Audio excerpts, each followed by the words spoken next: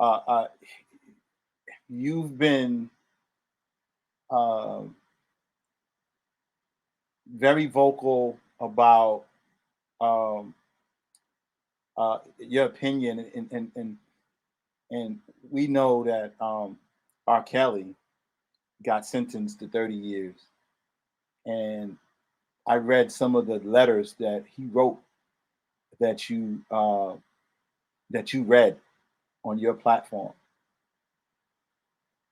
Um, has there been any of those notes that you haven't read since he's been sentenced?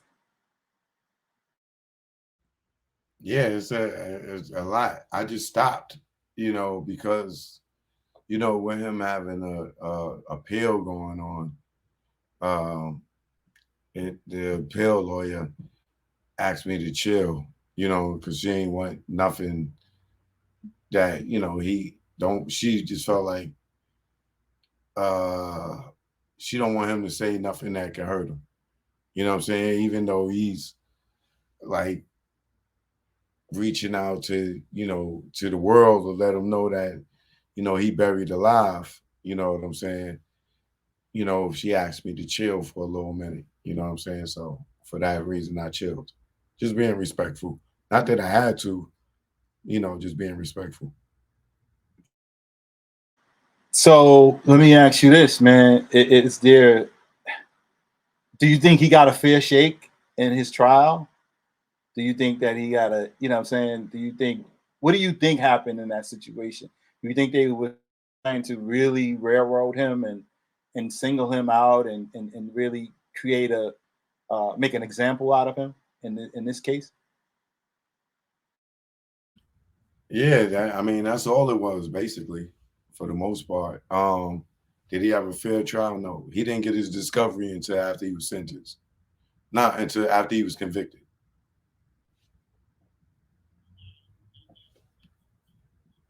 So he's just, No, you know, no, he would definitely have an appeal.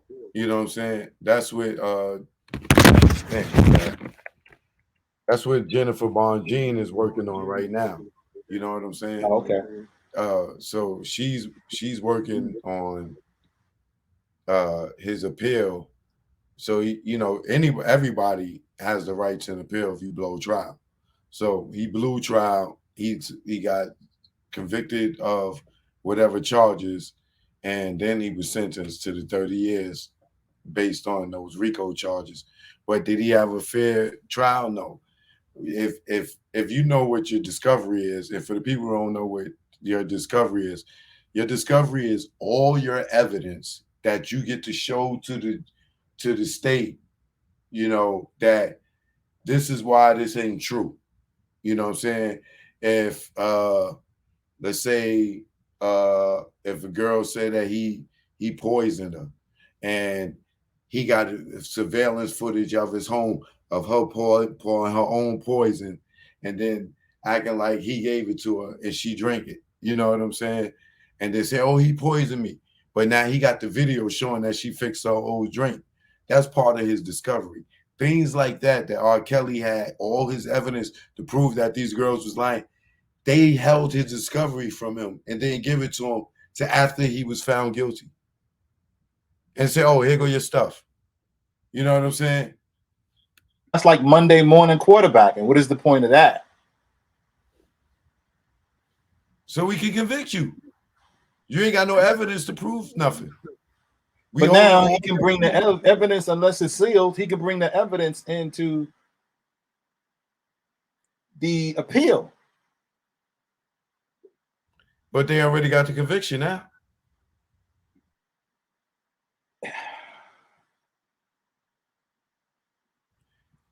Listen, So listen, listen. Hold on. murders, et cetera, that now exonerated because new evidence came into play, or in the appeal and the discovery process in the appeal, right?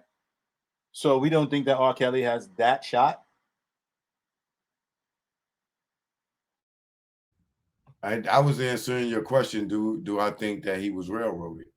And my answer to that was yes, because if you don't have your discovery to prove your innocence, and they trial you without any of your proof, you ain't got your hands tied behind your back. It's Floyd Mayweather going in the ring with his hands tied behind his back, fighting Mike Tyson. He can't even throw a punch because his discovery is tied behind his back.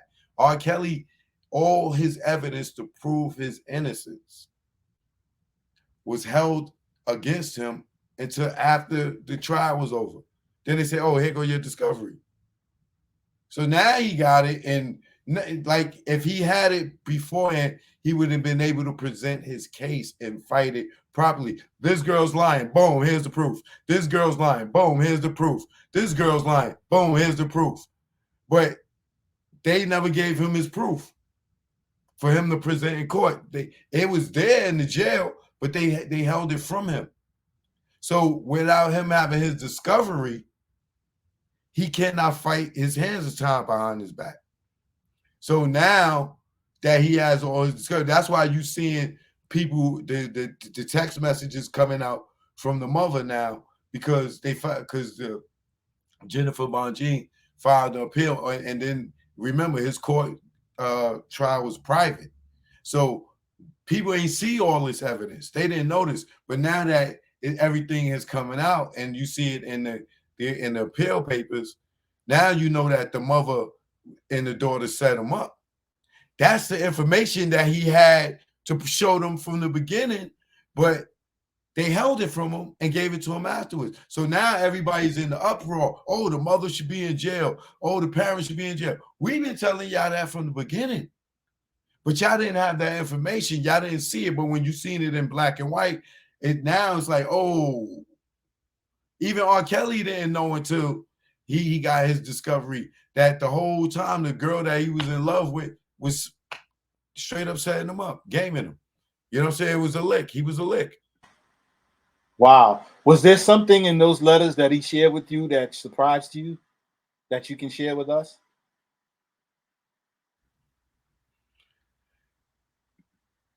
I'm not going to say surprised me. You know what I'm saying? It just, the thing that, if anything surprised me, is the fact that how a lot of these people made up a bunch of lies.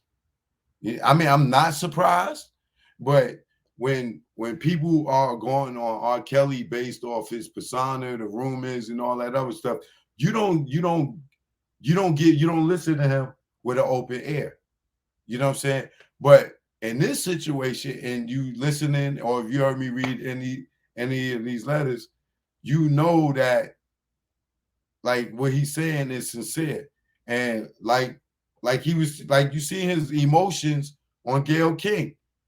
You seen the girl emotions on Gayle King. Yo, my parents trying to sell me. You know what I'm saying? They out here for money. R. Kelly, yo, y'all playing with my life.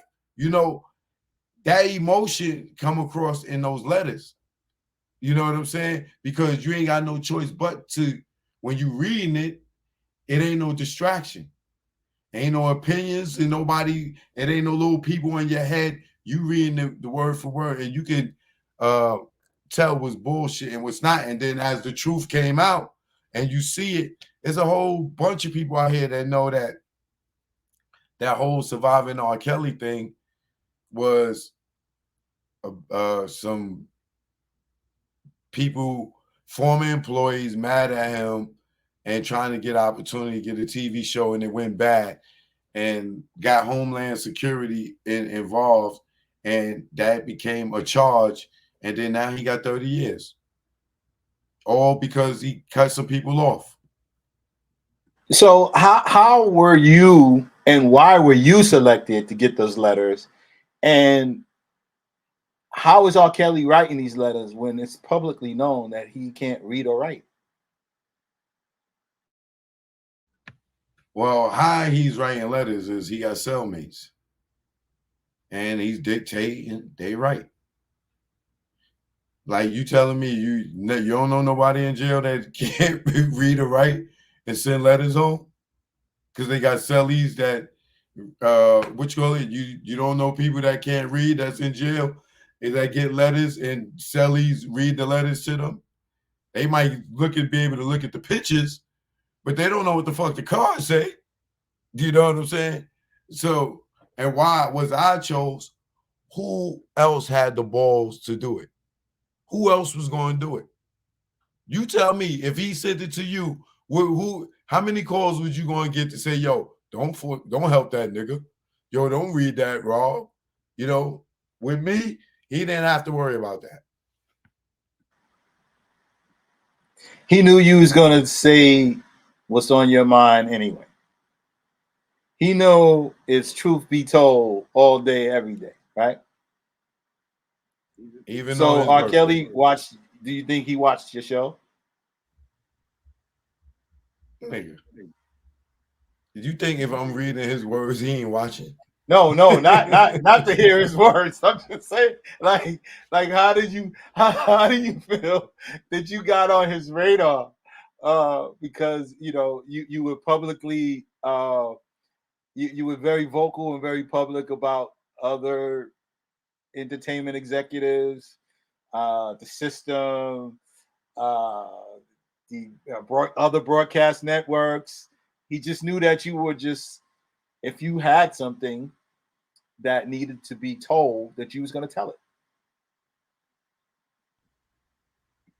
Honestly, I believe that he probably had other options and people told him, yo, nah, you might want to go with this guy. He's not going to be compromised. He's going to do it word for word, blah blah blah. I don't know. I'm speculating, but all I know is that he didn't have to worry about me being worried about reading the shit. You know what I'm saying? Now, there's a bunch of people that don't like him. You know what I'm saying? I'm not I'm not sitting there defending anything that he done wrong. You know what I'm saying? I'm just saying that I see the injustice that's going on. You can't sit there and sign your daughter over to go live with him and then be throwing rocks at his window. So I want my baby, free my baby. When you sat there and introduced and took your baby to him, took him to his concert, got his number, pretended to be your baby, and was kicking it with this man, enticing him, telling your baby you better give him a rub down, this, that, and other. Let him go live with him and let him go stay with him. Then now if you outside throwing rocks at his house, oh my free my baby. Like when I see that and everything, and then people are sitting there talking about, oh, he's this, that, and the third. I sometimes you gotta be honest with yourself, bro. You know what I'm saying? And know that this is bullshit that we seeing. Now, when you see these text messages, and then now you think about the parents outside his house talking about free their kid, and you looking at these text messages, you feel hoodwinked. It was bullshit. It was a hustle that went wrong, and when his money ran out, he went to jail. Wow. So what do you think is the greatest tragedy in this case? Is it the innocent victims that were, or the women that was victimized allegedly? There's actual video footage. There's actual evidence that he did something sexual to these women and young girls, right? In this case, hold on. The writer, songwriter, ever. One of them. So I think it's a double travesty. Was you making a statement or was that a question? Well, I posed it at first as a question, and then I made a statement at the end. So I was like, what is the greatest travesty in this situation? The greatest travesty in this situation is that people like you just said, yo, it's been known that he was on tape. This case ain't had nothing to do with the tape. He went to court for that in 2008 or before in Chicago and beat that, right? I'm not saying that nobody eyes didn't deceive him. What I'm saying is they charged him with that and he was exonerated with it. This is how his career kept going on. In 2008 or whatever, they charged him with something, right? And I think that was the case, and he beat it. Now, in this case, there's no P tape. In this case, the youngest girl is the girl Ariel Clary, who was 17 but lied and said she was 18. He met her at a 18 and over or 21 and over event, mature audiences only. Her parents brought her in there. Her parents brought her to an R. Kelly concert, my nigga, at 17. Right? So they take their underage daughter to a concert where he ain't got to ID her because you got to be 18 to be in there. Period. 21. Right? You know what I'm saying? So when they meet her and then she gives the phone number, they give him the phone number. The phone number goes to the mother. The mother started texting him, acting like the daughter. Yo, I'm 18. So she go to his hotel and meet him. The parents, they doing they hustle. They downstairs in the parking lot, whatever. She go upstairs. They not answering the phone. They call the police. They go up there. We know now for the paper trail. The cop go to the door. R. Kelly opened the door. He asked the girl, yo, how old are you? She like 18. Don't lie to me. I'm 18. Open the door. The cop's like, yo, you got an underage girl in here? No. And he's like, yo, tell her to come to the door. The girl come to the door and said, how old are you? She says, I'm 18. And the text message is, the mother tells her before she get to the hotel, leave your ID in the car. So put her ID in the glove compartment in the text messages, right? Boom. Go to the hotel. They send the police up there. The cop come out. She come out the room. The cop asks her age. She says 18, right? The cop calls her parents right there in front of R. Kelly on the speaker. Yo, how old? Your daughter's here? Yes, she's here. Or what is she doing there? Yeah, she's auditioning, whatever. How old is your daughter? She's 18. Now, if you don't believe me, the cop is on YouTube telling the story how the girl and the mother said she was 18. So the travesty in there is that R. Kelly may morally be wrong for messing with younger women. But what he was doing, 18 isn't illegal for him to be messing with no woman. That's not statutory rape. So the tragedy in this whole thing is that we lost a great talent based off of somebody trying to hustle him and the hustle going wrong. And him getting 30 years for it. Wow.